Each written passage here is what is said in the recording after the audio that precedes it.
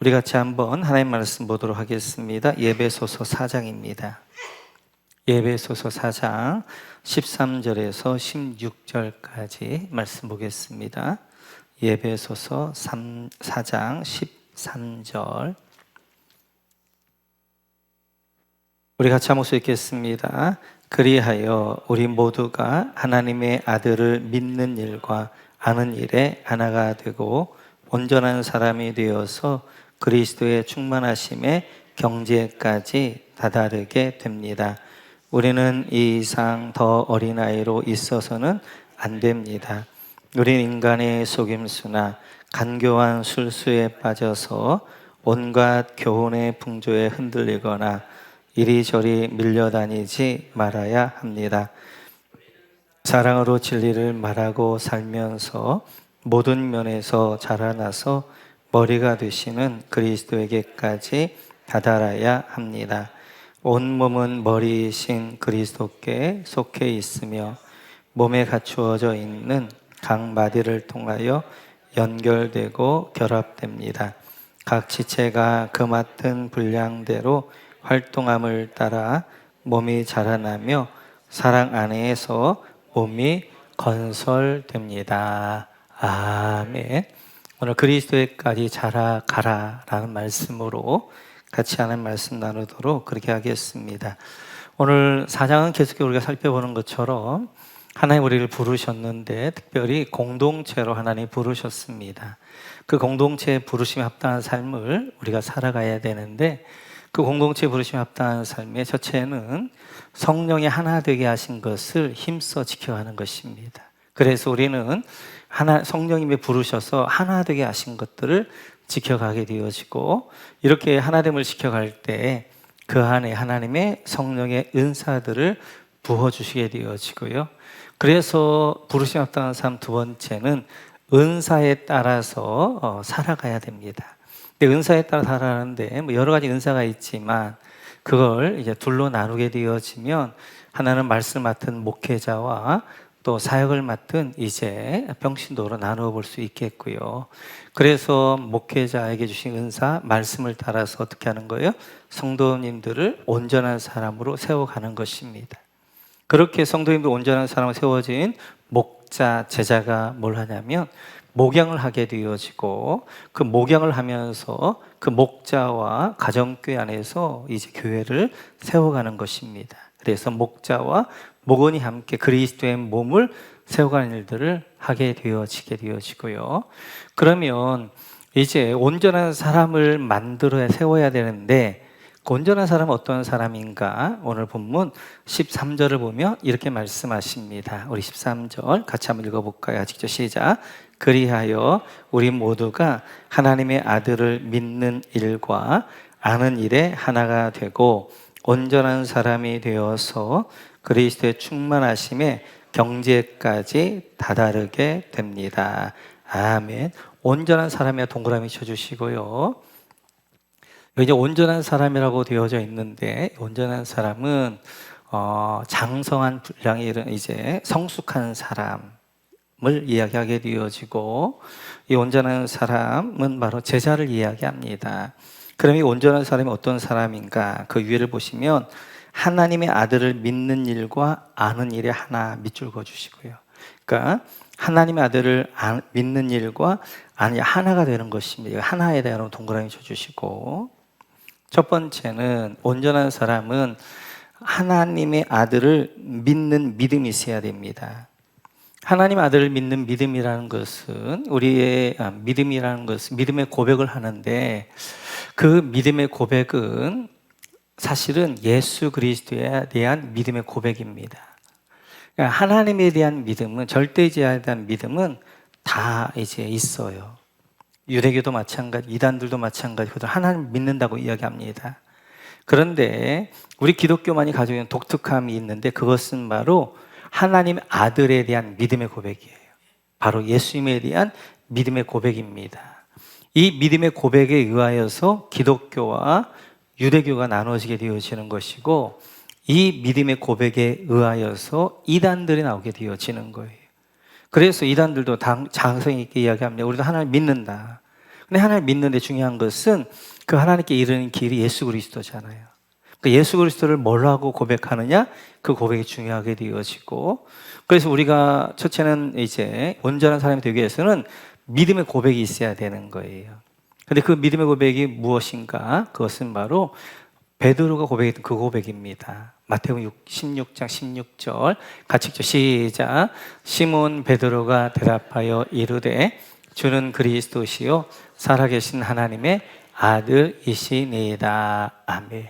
우리 예수님에 대한 믿음 고백은 세 가지입니다. 첫째는 예수님이 나의 주님입니다 라고 고백하는 거예요. 주님. 그래서 예수님이 내 인생의 주인 되십니다 라고 고백하는 것이 첫 번째 고백이 되어지고요. 두 번째 고백이 예수님은 그리스도이십니다. 이 그리스도라는 말은 구약에 예언되어져 있는 메시아, 바로 예수님이 구약에 예언되어진 메시아이십니다 라고 고백하게 되어지는 거고요. 세 번째는 바로 예수님은 하나님의 아들 하나님이십니다 라고 고백하는 것입니다. 이 세 가지 고백이 있게 되어지는 거예요. 그러니까 우리가 이제 하나님을 믿는 것은, 예수를 믿는 것은 세 가지. 바로 예수님이 나의 주님이라고 믿는 것이고, 예수님께서 구약에 약속되어진 메시아라고 믿는 것이고, 예수님이 하나님이라고 믿는 그 믿음입니다. 이 믿는 일과 또한 두 번째가 아는 일이란 말이에요. 바로 하나님의 아들을 안다. 여기 이제 우리 기독교에서 성경에서 안다라고 이야기할 때 히브리어로 야다라는 말입니다. 이 야다라는 말은 관념적으로 아는 것이 아니라 경험적으로 아는 거예요. 그러니까 제가 문재인 전 대통령을 알고 있습니다. 그리고 제가 김혜진 사모를 알고 있어요. 근데 둘 다 알고 있는데 알미 다른 거지요. 문재인 대통령은 그냥 제가 관념적으로 그냥 좀 관해서 아는 것이고, 김혜진 사모는 제가 경험해서 살면서 알게 되어지는 거란 말이에요. 오늘 여기서 안다는 것은 그냥 우리 하나님에 관해서 아는 게 아니에요. 그 하나님의 아들을 경험해서 아는 경험적인 알물 이야기하는 거예요. 이렇듯이 이렇게 우리에게는 이제 장성한 분량 그리고 온전한 사람이 되기 위하여서는 이제 하나님 아들에 대한 믿음이 있어야 되고 하나님 아들에 대한 경험적 알미 있어야 되는 거예요. 이 두 가지가 하나가 될 사람이 온전한 사람이라는 거예요. 그러니까 우리가 하나님에 대한 믿음 고백만, 예수님에 대한 믿음 고백만 있으면 안 되고 이것과 함께 예수님에 대한 그런 우리 삶으로 경험되어져야 되는 거예요. 그러니까 예수님이 나의 주님입니다 라고 고백했다면 우리 삶 가운데 예수님이 나의 주인 되어지심을 우리 삶으로 살아내야 된단 말이에요. 그분이 바로 내 인생에 내 지와 정과 의의 주인 되어주심을 이제 내 삶 가운데 고백하면서 살아내는 거예요. 그래서 우리가 내가 하고 싶은 대로 내 마음대로 사는 것이 아니라 주인 대신 주님이 원하시는데 주님이 말씀하신 대로 살아가는 사람들을 살아가는 그 사람이 바로 온전한 사람이라는 것입니다. 그래서 이렇게 온전한 이제 사람이 우리가 되어져야 되는데, 이렇게 온전한 사람이 되어지면 그 밑에 13절을 보면 그들은 그리스도의 충만하심의 경지에까지 다다르게 밑줄 그어주시고, 이렇게 온전한 사람이 되어지면 그리스도의 충만함의 경지에까지 다다르게 되어지는 거예요. 그리스도의 충만함, 그래서 그리스도의 충만함은 그 삶이 충만하게 되어지는 것입니다. 그러니까 이제 하나님의 아들 그리스도를 우리가 믿음으로 고백하게 되어지고 알게 되어지면 그분이 내 삶을 통치하게 되어지고 내가 그분의 삶으로 그분으로 가득하게 되어지는 그런 삶에 이르게 된다라고 말씀하십니다.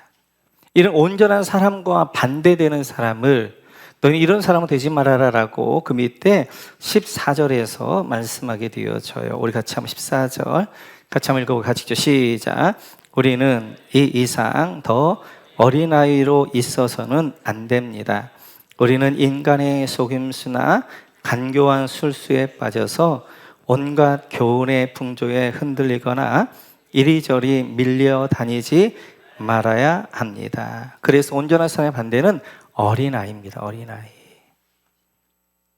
그러니까 우리가 온전한 사람의 반대는 안 믿는 사람 같은데, 안 믿는 사람이 아니라 온전한 장성한 분량에 이르는 이제 성숙한 사람의 반대는 어린아이 신앙이 되어져요. 그래서 이 어린아이 신앙 어떤 신앙인가?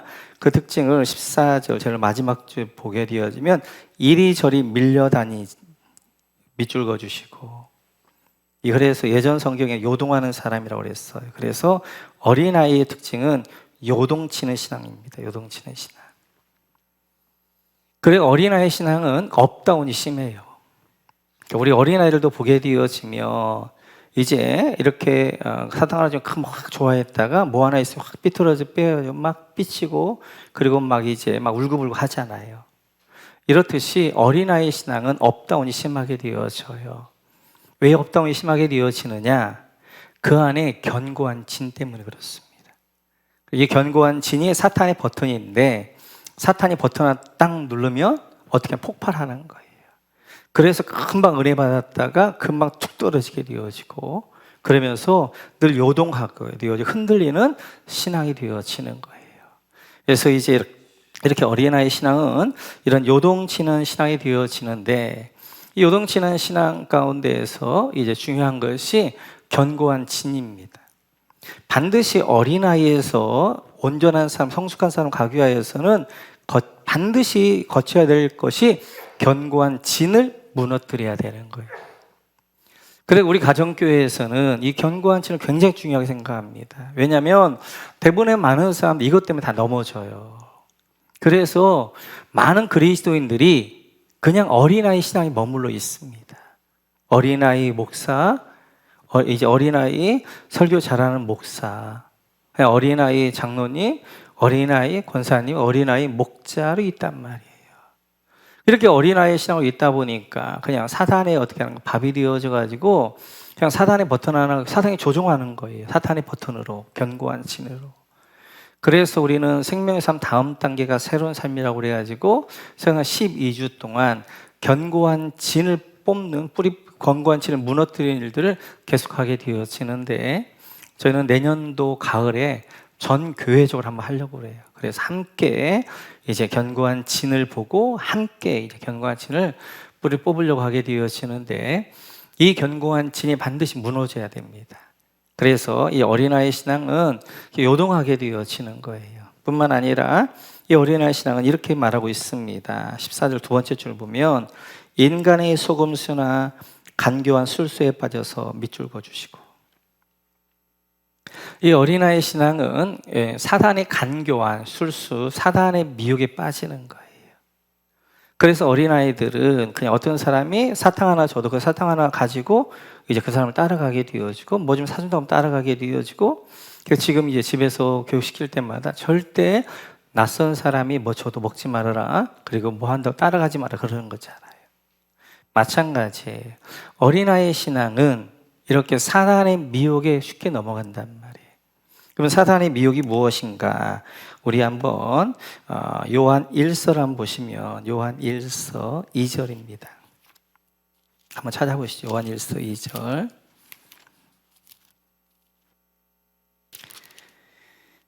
요한 1서 2장. 네, 16절 그냥 자치죠. 시작. 세상에 있는 모든 것, 곧 육체의 욕망과 눈의 욕망과 세상 살림에 대한 자랑은 모두 하나님 아버지에게서 온 것이 아니라 세상에서 온 것이기 때문입니다. 예전 성경은 이제 육신의 정욕, 안목의 정욕, 이생의 자랑. 그러니까 육체의 욕망, 그리고 이제 눈에 보는 거에 안목의 욕망, 그리고 세상에 대한 자랑, 이것들로 미혹하게 되어지는 거예요. 예수님까지도 그걸로 미혹했잖아요. 이 세 가지로. 그래서 육신의 정욕, 돌을 떡떡이 만들어라. 그리고 안목의 정욕, 세상 영광을 보여주며 나에게 절해라. 이생의 자랑, 네가 성전 꼭에 뛰어내려라. 그러면 천사 받으면 사람들이 너를 이제 할 것이다. 우쭐댈 것이다. 그래서 사람들이 이 세 가지란 말이에요. 바로 이제 내 육체의 정욕, 내 육체의 욕망을 주신 것은 사람에게 주신 좋은 거란 말이에요. 근데 그 욕망을 절제하지 못하고 욕망을 쫓아가는 삶을 할 때 그것이 이제 사단의 미혹이 되어지는 것이고, 그리고 눈에 이제 그러한 욕망을 따라서 세상 쾌락과 물질을 따라가게 되어지는 것이고, 또 세 번째 자기 자랑. 그래서 이제 우쭐대고 이런 자랑하게 되어지고, 그래서 막 그렇게 막 그렇게 죽여주면 이제 멋모르고 막 사단을 따라간단 말이에요. 바로 이러한 이제 사단의 술수에 그런 미혹에 그 이제 끌려가는 것, 그리고 빠지는 것, 그것이 바로 어린아이 신앙의 특징이라는 것입니다. 그러면서 이제 고린도서 3장을 보게 되어지면 같이 한번 볼까요? 한번 3장 1절에 3절까지 한번 찾아보겠습니다. 고린도서 3장 1절에 3절 같이 읽죠. 형제자매 여러분, 나는 여러분에게 영에 속한 사람이 하듯이 말할 수 없고 육에 속한 사람 곧 그리스도 안에서 어린아이 같은 사람에게 말하듯이 하였습니다.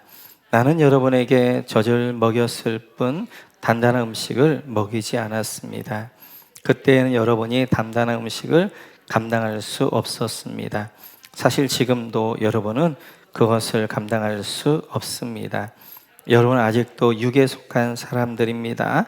여러분 가운데서 시기와 싸움이 있으니 여러분은 육에 속한 사람이고 인간의 방식대로 살고 있는 것이 아닙니까? 고린도 교회를 향한 바울 사도의 평가예요. 그래 1절에 보게 되어지면 육에 속한 사람, 어린아이 같은 사람. 고린도 교회인데 그렇다는 거예요. 그래서 2절에 보게 되어지면 단단한 음식과 젖을 먹인다는 것입니다. 그럼 왜 이렇게 어린아이인가? 3절에 두 번째 줄이면 시기와 다툼이 있는 거예요. 시기와 싸움, 다툼이 있는 거예요. 또 이들이 그 밑에 줄 보면 인간의 방식대로 살아요. 성령을 따라 살지 않고 자기 인간의 방식대로 하는 것입니다. 그러니까 자기 안에 견고한 진이 있게 되어져요. 그 견고한 진이 무너지지 않으니까 이 견고한 진이 뭘 만들게 되어지는 거예요? 그 안에 자존심과 자아로 꽉 차게 되어지고, 그러면서 그 자아와 자존심 조금만 건드리게 되어지면 이제 다툼하게 되어지고, 그걸 조금하게 시기하게 미워하게 되어지고, 그러면서 이제 계속해서 사단에게 무너지는 삶들을 살게 되어지는 거예요. 이렇듯이 바울 이제 오늘 예배소 교회를 향하여서 여러분은 온전한 사람, 장성한 사람, 그리고 성숙한 사람이 되고 어린이같이 되면 안 됩니다 라고 말하게 되어져요. 이게 어린아이는 막 요동하는 신앙인데, 그럼 이 어린아이의 신앙에서 벗어나기 위해서 어떻게 해야 될 것인가? 그것이 바로 히브리서 5장입니다. 우리 한번 히브리서 5장으로 한번 가보실까요? 히브리서 5장.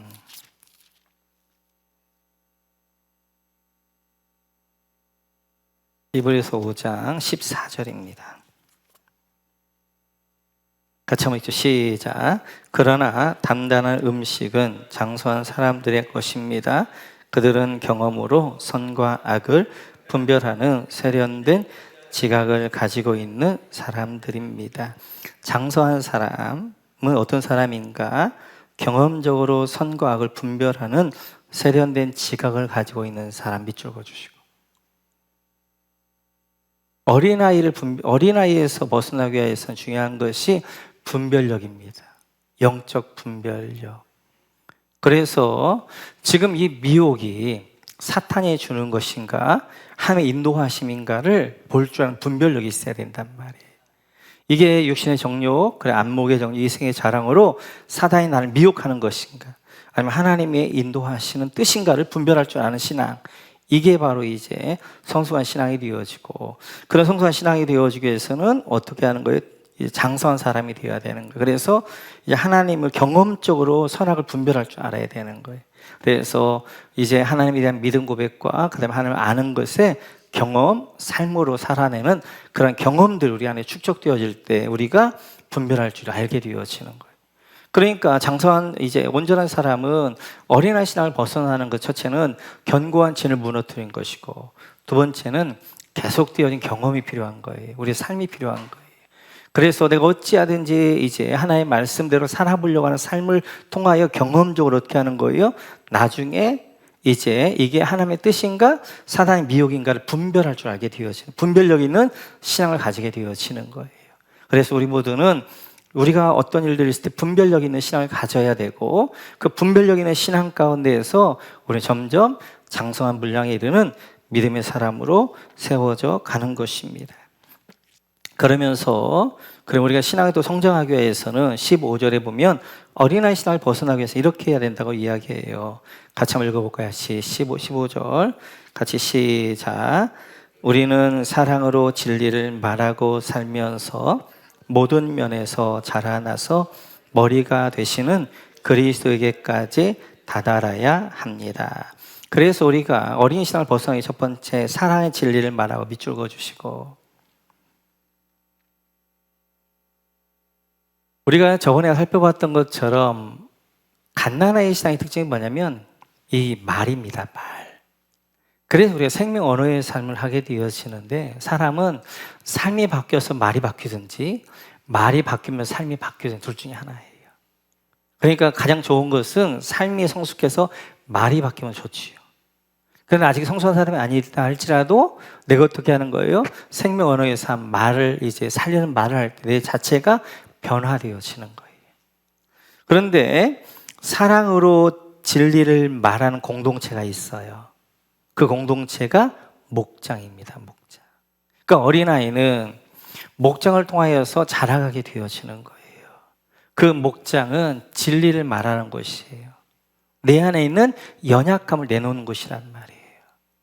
내 안에 있는 견고한 진이 있을 때 우리는 늘 견고한 진으로 넘어져요. 그래서 여러분들이 이제 목장 모임 때 내가 넘어졌던 이야기들, 기도 제목들을 이야기할 때 대부분 많은 것이 뭐냐면 견고한 진입니다. 근본은. 근데 그것에서 이제 여러 가지 뿌리, 이제 쓴 뿌리들이 만들어지는 거지요. 그 쓴 뿌리를 우리가 내놓는데 그 쓴 뿌리의 원인을 가면 결국 견고한 진이에요. 이게 반복적으로 습관적인 죄를 만들어내게 되어지고 이것이 쓴 뿌리를 만들어내게 되어지고, 그래서 내 안에 있는 인생들을 파괴한단 말이에요. 그래서 우리가 삼나눔 할 때 삼나눔의 많은 결론이 어디로 가냐면 결국 견고한 진으로 간다. 하나로 간단 말이에요. 이것을 어떻게 하는 거예요? 목장 모임이 계속해서 반복해서 내가 나눠야 돼. 그럴 때 목장 모임은 사랑으로 진리를 받는단 말이에요. 그 말은 목장 모임은 내가 연약함을 내어놓고 내 견고한 진을 내어놓고 내 부족함을 내어놓았을 때 거기서 정죄되지 않고 그게 사랑으로 받는단 말이에요. 그래서 어떻게 하는, 그것을 기도 제목으로 삼게 되어지고 서로가 서로를 위해서 기도한단 말이에요. 그래서 그 안에서 함께 어떻게 하는 거예요? 그 사랑으로 진리를 말하는 공동체를 통하여서 우리 안에 점점 자라가게 되어지는 것이고, 제가 이야기했던 것처럼 결국 싸움은 군대가 하는 거예요. 이스라엘 군대하고 이제 헤즈볼라라는 군대하고 이제 이렇게 싸우는 거란 말이에요. 괜히 싸우는 게 아니에요. 영적 싸움도 마찬가지. 그래서 하나님 우리를 공동체로 부르신 이유는, 그리고 우리를 공동체로 하나님의 모양대로 창조하신 이유는 영적 싸움 중에 싸움이기 때문에 그래요. 그 영적 싸움은 교회가 함께하는 것이고 목장이 함께하는 것이고, 내 안에 있는 견고한 진도 함께 기도하면서 중보하면서 함께 그것들 무너뜨리는 거란 말이에요. 그래서 사랑으로 말하는 공동체를 통하여서 우리는 어린아이 신앙에서 온전한 신앙으로 자라가게 되어지는 거예요. 뿐만 아니라 두 번째로 보게 되어지면 우리는 모든 면에 자라나, 밑줄 그어주시고, 우리가 어린아이에서 장성한 사람으로 자라고 온전한 사람으로 자라기 위해서는 모든 면에서 자라야 됩니다. 모든 면. 자, 한 사람이 이제 자라는데 팔은 자라는데 다리가 안 자라. 이거 문제가 되어지는 거예요. 불구라고 하는 거예요, 이것들. 한쪽 다리는 자라는데 한쪽 다리는 안 자라요. 한쪽 귀는 자라는데 한쪽 귀는 안 자라요. 이렇게 되면 문제가 되어지는 거예요. 어린아이에서 이제 점점 자라면서 어떻게 하는 거예요? 온몸이 함께 자라는 거예요. 머리도 함께 커지고 눈도 동일하게 커지면서 입도 커지면서 손도 자라게 되어지고 발도 자라게 되어지고 안에 있는 이제 오장육부도 자라면서 우리가 함께 자라간단 말이에요. 마찬가지예요. 우리가 영적으로 자라나기 위해서는 지정의가 함께 자라야 건강하게 자라는 거예요. 지적으로 굉장히 자라있는데 정의나 의지적인 부분이 자라있지 않으면 그 사람은 어떻게 하는 거예요? 교회 안에서 판단하는 신앙이 되어지는 거예요. 재판관만 되는 거예요. 왜냐하면 이 사람을 보고 또 판단하고 저 사람 보고 판단하고 판단만 한단 말이에요. 왜요? 자기가 이게 의지적으로 잘하기 위해서는 몸부림치고 해야 되는데 이게 한 말씀대로 살아내는 게 얼마나 힘들다는 걸 모르는 거예요. 그러니까 머리만 커지니까 쉽게 남을 정죄하는 거예요. 아니면 감성만 잘하게 되어지면 이게 이제 지적인 부분, 의지한 분들이 약하게 되어지면 굉장히 감정적인 신앙이 된단 말이에요. 아니면 의지만 잘하게 되어지면 교회를 마치도 사회 봉사 단체처럼 생각하게 되어지고 좋은 일을 해야 된다고만 하게 되어지고 영적인 일에 대해서 무관심하게 되어지고 그런단 말이에요. 그래서 우리는 지적인 부분들을 이제 키워가는 그게 삶 공부가 있게 되어지고 정적인 부분들을 키워가는 목장 모임이 있게 되어지고 의지적인 결단하면서 순종하게 하는 예배가 있게 되어지는 거예요. 그래서 우리 가정교회 세 축이 있는 거잖아요. 삶 공부, 목장 모임, 그리고 예배. 이 세 가지를 통하여서 우리의 지, 정, 의가 함께 자라가야 된단 말이에요. 그래야 건강한 신앙이 되어지고 그래야 온전한 사람이 되어지는 거예요. 우리 이렇게 삶공부에서 배운단 말이에요. 배운 건 또 실천해야 돼요. 실천하는 장이 어디에 목장 모임이 실천하는 장이 되어지고 그래서 삶공부와 목장 모임이 함께 가야 되는 거예요. 삶공부에 배우고 그것을 목장 모임이 실천하게 되어지고 목장 모임 하다가 좀 어렵고 또 지적인 필요가 있는 것들은 또 삶공부와 배우게 돼요. 이것들을 함께 윈윈하면서 가게 되어지는 거란 말이에요. 이렇듯이 모든 면에서 자라가야 돼요. 그래야 건강한 사람, 온전한 사람이 되어지는 거예요. 뿐만 아니라 그 밑대를 보게 되어지면 이제 여러분 머리가 되시는 그리스도에까지 다다라야 합니다. 밑줄 그어주시고 결국 우리가 자라가야 될 목표는 뭐냐면 그리스도, 예수님 닮은 사람이 되어야 된단 말이에요. 예수님까지 자라가야 된단 말이에요. 그러면 예수님까지 자라간다는 것이 무엇인가? 우리 한번 요한복음 17장 한번 넘어가 보시겠어요? 요한복음 17장 21절.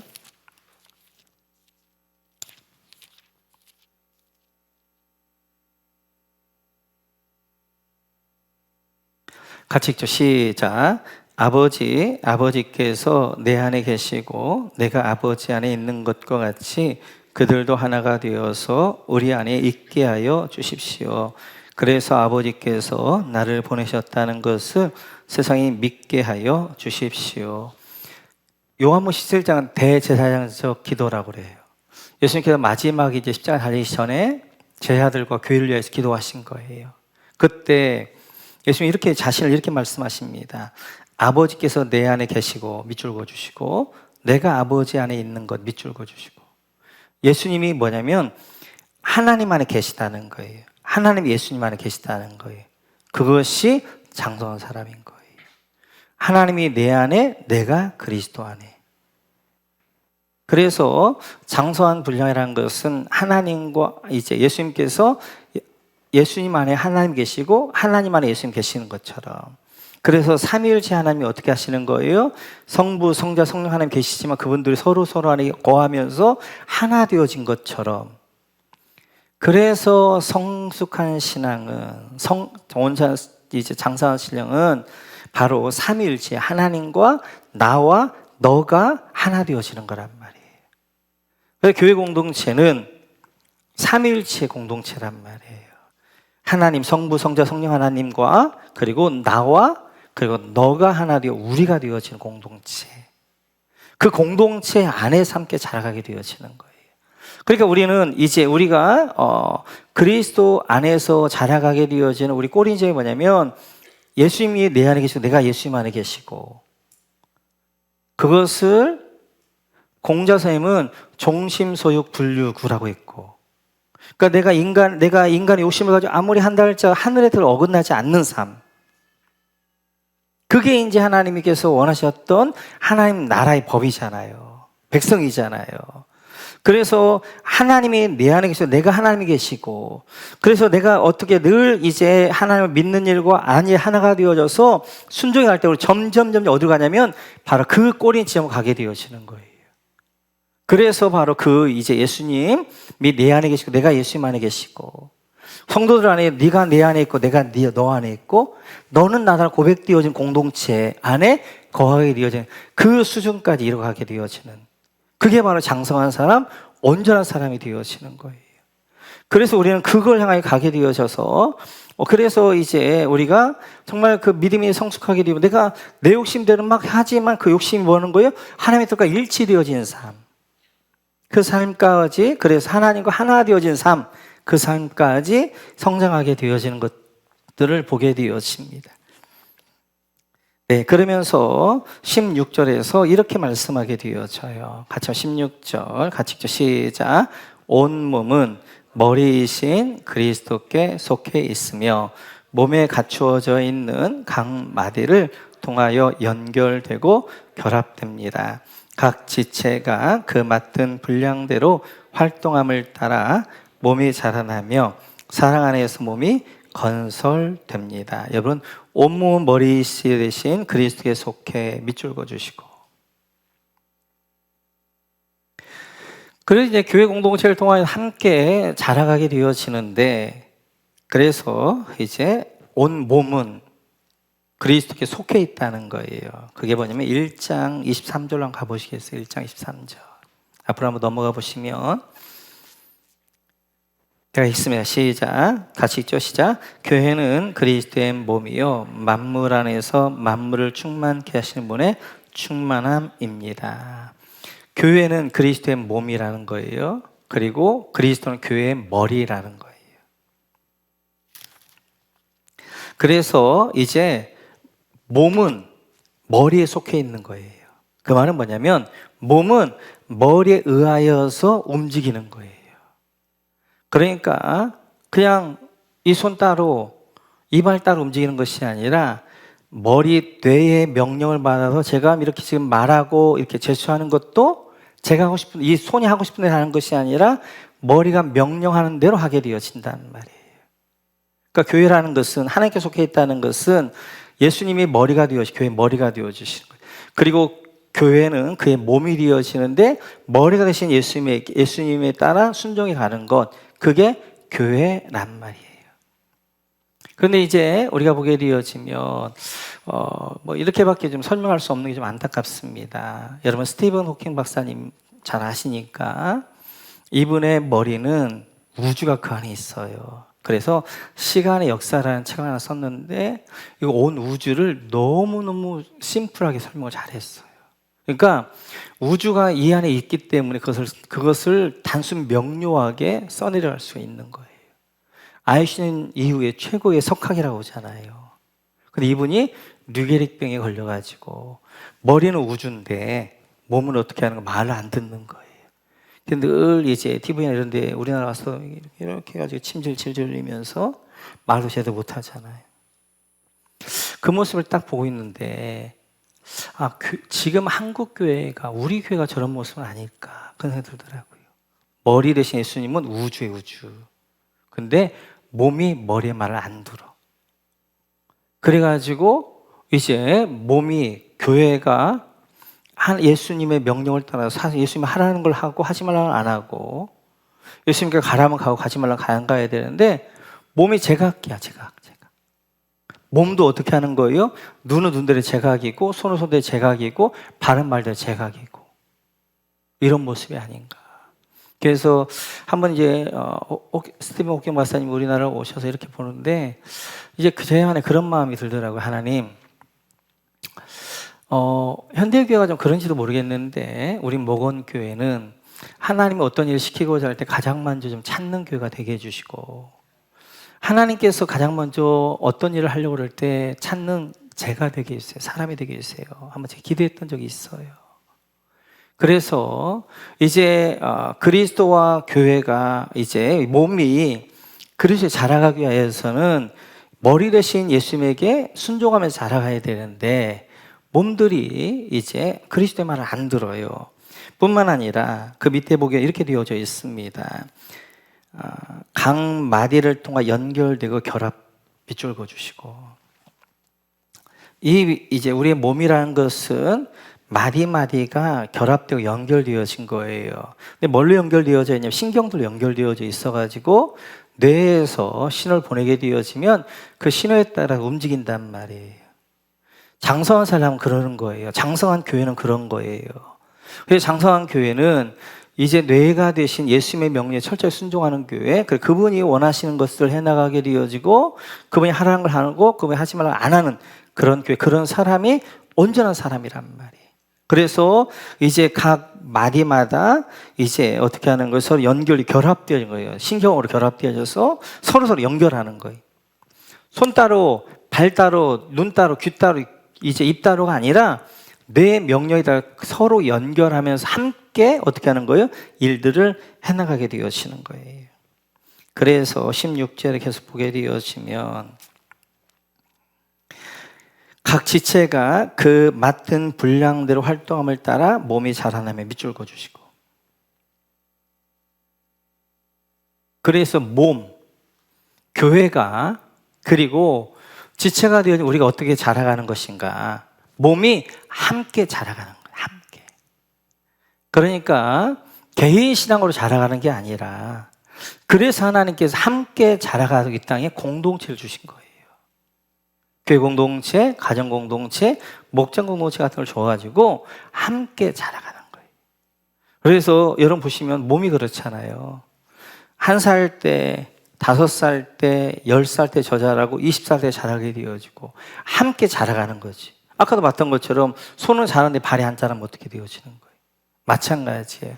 우리가 어떻게 자라가느냐면 교회 공동체가 자라가면서 그 교회 공동체 안에 성도들이 함께 자라가는 거예요. 그러니까 교회는 딱 교회고 나는 나고가 아니라 교회 공동체가 자라가는, 함께 자라가는 거란 말이에요. 그래서 우리가 뭐 하냐면 영적 파도를 하는 거예요. 나 혼자 파도를 만드는 게 어렵지만 교회가 함께 기도하면 영적 파도를 만드는, 그 영적 파도 안에 타는 거 쉽단 말이에요. 그리고 함께 자라가야 된단 말이에요.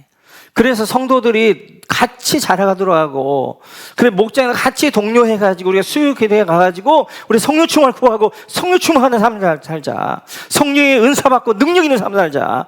하늘 문 열리고 땅의 문 열린 삶을 살자. 서로 동료하면서 어떻게 하는 거예요? 함께 자라가도록 하는 거란 말이에요. 그래서 우리의 신앙은 교회 공동체가 자라가면서 그 교회 공동체에 함께 자라가도록 함께 만드셨어요. 그래서 이제 이러한 교회 공동체 안에서 은사를 따라서 함께 사역하게 되어지는 것입니다. 자, 제가 쭉 설명을 드렸는데 이제 정리를 할게요. 부르심에 합당한 삶은 두 가지예요. 첫째는 이제 성령이 하나 되게 하신 공동체, 교회 공동체를 잘 지켜가는 것, 그것이 첫 번째가 되어지고, 두 번째는 은사를 따라서 이제 살아가야 돼요. 사역해야 되는 것입니다. 그래서 우리가 은사를 따라 교회 안에는 다양한 은사를 주셨단 말이에요. 목사에게 은사를 주셨고, 각자에게 은사를 주셨고, 각자 역할을 해야 될 역할들이 있으면서 함께 어떻게 하는, 그 역할들을 감당하면서 함께 자라가는 거예요. 함께 자라가는 거예요. 이게 오늘 바울사도 이야기하고 있는 키입니다. 키. 그러니까 우리의 성장이랑 온전한 사람이 되어지는 것은 그냥 나 혼자 신앙생활하고 나 혼자 기도하고 해서 온전하면 되는 것이 아니라 공동체 안에서 함께 자라가는 거예요. 공동체에서 함께 부딪히기도 하고 갈등하기도 하고 그러면서 어떻게 하는 거예요? 내 안에 다듬어지면서, 그리고 공동체 안에 함께 기도하면서 이제 믿음으로 함께 자라가도록 독려하는 것, 그것이 바로 이제 우리의 믿음의 장성분량에 이른 사람이 되어지는 거예요. 우리 다시 한번 기억하면서 우리가 이 교회 공동체 안에, 목장 공동체 안에서 함께 믿음으로 자라가는 여러분 모두가 되시기를 주님의 이름으로 축원합니다.